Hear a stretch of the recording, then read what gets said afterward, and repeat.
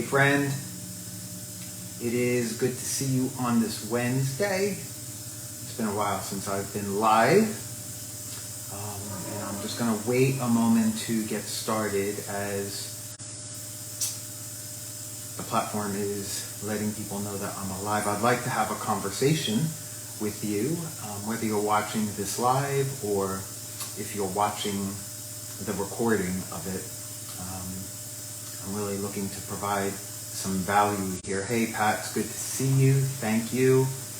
I want to talk about being offended. I'm offended, and I want to talk about this with you because this is something that I think we can probably all identify with on some level or another. And it's something that I am hearing more of. And there is something about this that really I want to share with you. Something that I've come to understand about being offended. And that's what I'm going to share. So if you're watching this, give me a thumbs up. Let me know that you can hear me. Hey Kathy, it's good to see you.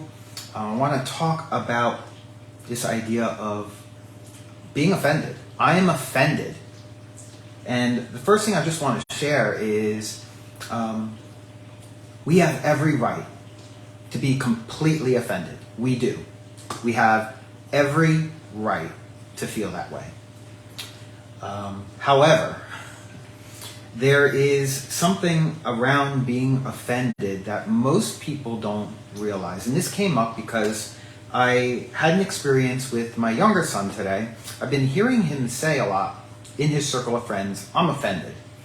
And I don't know if it's just being said in jest or not, but there was something that I wanted to call his attention to, because we say things and we don't realize the power behind what we're saying, even said in jest.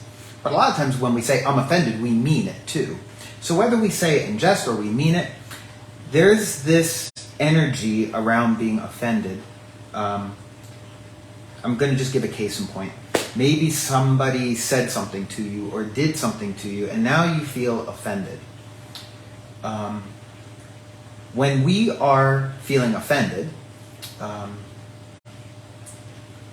there is what we're saying energetically is that we can't be happy unless another person or circumstance outside of us changes or does something different or feels differently. And the moment that we do that, we are giving our power away to that outside thing, to the other person or the other outside force that is imposing that offense against us. We are totally giving our power over to them. And it puts us in a position of weakness because our happiness is dependent on somebody else or something else changing. When we say I'm offended, we are actually in a energy of victimhood. And I know that might be hard to hear, but it's true, because victimhood is we are blaming other people and we are expecting other people to change or believe differently or say differently in order for us to be happy with our experience. So when we say I'm offended, we do fall into an energy of victimhood. There's no doubt about it.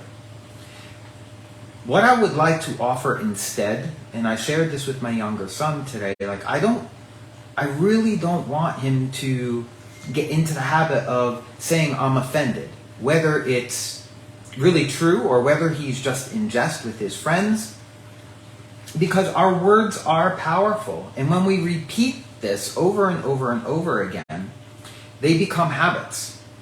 And the habits that we practice, whether they're conscious or not, they create our reality. So if I'm always saying I'm offended and I'm living in this energy of offense, I'm never going to be happy, because I'm always going to be looking for my happiness to be solved by some external force or person in order to create my happiness.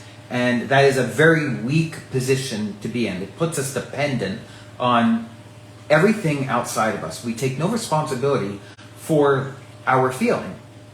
What I would like to offer is that feeling of offense is usually something within us that has been triggered, that has been unresolved and unhealed. That person is just technically mirroring back to us that we need to kind of maybe step back and ask ourselves, like, why do we feel so offended? What is so triggering? What occurred to us before in the past that has us feeling this way? It's just another person's judgment. And I'd like to propose something here to you. A lot of times, well, let me ask you a question. Do you believe that another person's judgment of you is a reflection of them? Do you believe that?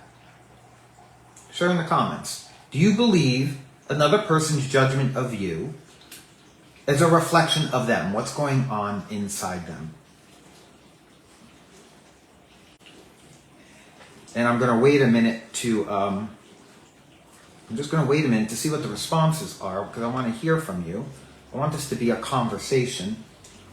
And I can't see the comments on my screen here, so I have my phone up. Yes, PJ says yes, it is a reflection. Anybody else feel that way? You believe it's a reflection. Do you believe that somebody else's judgment is a reflection of you? Jamie says absolutely. Yeah. Well, if somebody else's judgment is a reflection of something unhealed or unresolved in them, then if you believe that, then you must also come to believe that your offense is a reflection of something going on within you. There is something unresolved or unhealed within you. It can't be true for one, it can't be true for everybody else, and not true for you too. That might be a hard reality to believe, but it's a universal principle. This is true. PJ has shared, I've had people come, scrolled off. Let's see. I've had people come very hard with unsolicited judgments out of the blue lately, and frankly, I have been offended. Yeah. It's very easy to fall into. Our culture and our society gets offended very easily. And it's a immaturity, if you will. I like to call it. It's a certain level of emotional immaturity that just needs to be developed.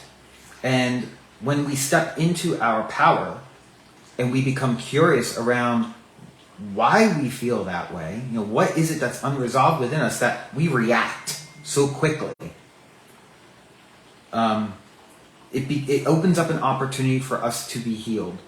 And we don't need the other people to change, because it's really about us.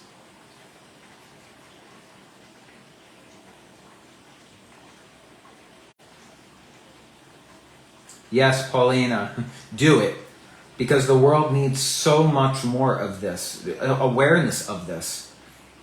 Jamie shares, I got triggered today and immediately realized it was me, not the other person. Yeah. When we shift the energy within ourselves, when we become aware of what's really going on, when we stand in our power, we have the ability to change our experience. We have the ability to then decide, do we want to be a victim? Do we want to stand in that position of weakness and needing other people to change in order for us to be happy? Or do we want to stand in our power and decide, no, I'm rejecting that, and that person can be in their judgment. It's a reflection of them. I know what my truth is inside my heart. I don't believe what they're saying, and I don't have to accept it, and I don't have to react to it either. Is this resonating with anybody? If you're understanding this and this is making sense to you, let me know. Say yes, say all the way. And this is just really something that it's been in my spirit today, because it's something that I'm hearing more and more, and I feel like our culture is almost like indoctrinating our kids to say this in jest. And I really, I want to counter that, because this whole thing of saying I'm offended, it's really not a positive thing. It's really a negative thing for you, because you're giving your power away. And I want you to see this. I want you to own this and realize this, because I don't want you to be a victim. I don't want you to place your happiness on something outside of you. You have to go within and begin understanding what it is that is causing that reaction to come up within you. And then decide, do you want to own that and change your experience? PJ says, when we respond, does that exemplify weakness or victimhood? Not necessarily. It can, right? If we're being met with judgment or anger and we respond with that in kind, it can. But I usually find that not saying anything is usually better, because when someone comes to you with a judgment, usually there is a negative energy with that, and it's almost like an invitation to get into the ring with them and argue or fight or whatever it is that the judgment sparks in that moment.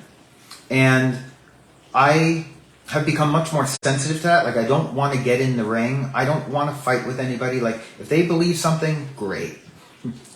You can live your life believing that. I don't believe that way, and I don't want to believe it, and I don't want to get sucked into that. I know where my beliefs live. They live in my heart. And then, my mind decides, do I want to follow my heart or not? Sometimes my mind gets overreactive in that, and it wants to do its own thing separate from my heart, because my heart doesn't always make a lot of sense sometimes, but my heart has never led me off a cliff. And my thoughts have. And usually it's because I've tried to take control of a conversation, take control of a situation. I'm not leading with my heart at that point. I'm looking to control. It's ego-based. And so anytime we kind of get triggered by offense, it's usually better, instead of jumping into the ring with the other person and just getting sucked into the negativity, to really just stand back. Step back, not react. Maybe close your eyes, take a deep breath, give yourself some space, go in another room, go for a walk, and just self-assess what's going on within you. Why is that tripping you up? It's not about them. It's really not. It's really more about something within you that is unresolved. If you care that much about someone else's opinion of you, there is something unresolved within you that needs healing. There is something unresolved within you that needs healing.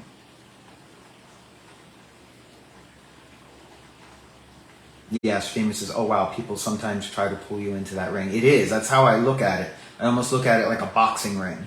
And I can stand outside the ring and just be a spectator, or I can accept the invitation and be right in the middle of a fight with them. And I'd rather just stand back and watch them and watch me and not engage, and really place the focus more on me at that point in time. How do I want to respond instead of react? And maybe I don't respond at all. Maybe I just walk out and let them be with their judgment. And more often than not, I find that to be the best solution, because I don't want to lose my peace. I know what my truth is. I don't need validation from that other person. I don't. I used to. I used to look for validation all the time. My ego enjoys the validation. Who doesn't? We all enjoy when our ego is validated. It's a part of our human experience. But when we can let that go, so that we can have our peace and our joy within, because we know that that's where our truth is. We're not dependent on that judgment to align with ours. Oh my God, there's so much freedom in that. When you can let it go and not get in the ring, you're standing in your power, and then you begin to experience the freedom, what real freedom is. PJ asked a question, how would you deal with this in a group of friends coming against you in judgment, almost bullying? That's a tough one, right? I think for me, I would have to, if it comes to a point of bullying, I would have to probably step back and reassess my relationship with them if they're bullying me. There's no room for bullying. A friend who is really a friend wouldn't bully me into believing something. And if they did, they're not the kind of people that I would choose to be around.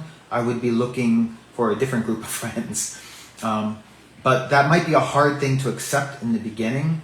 And so maybe you don't look at the group that way, but maybe you pick the worst one and you isolate that one and just work on the one person and decide, how do you want that relationship?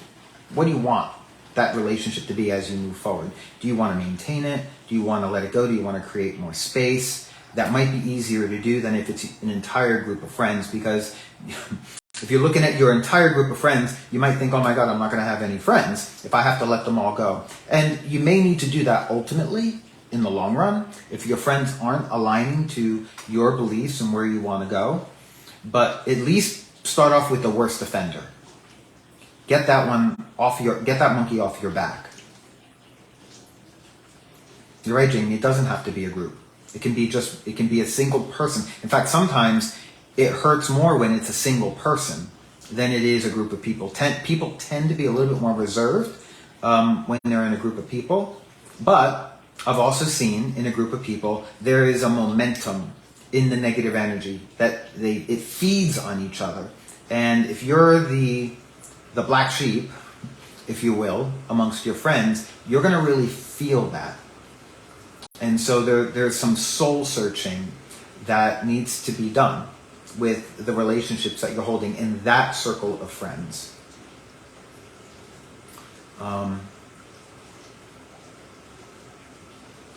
Yeah. Is this making sense? I'm hoping this is landing. I just want people to realize, yes, mob mentality. I just want to make sure this makes sense, because this is something that I'm seeing and witnessing. Hey Tom, it's good to see you.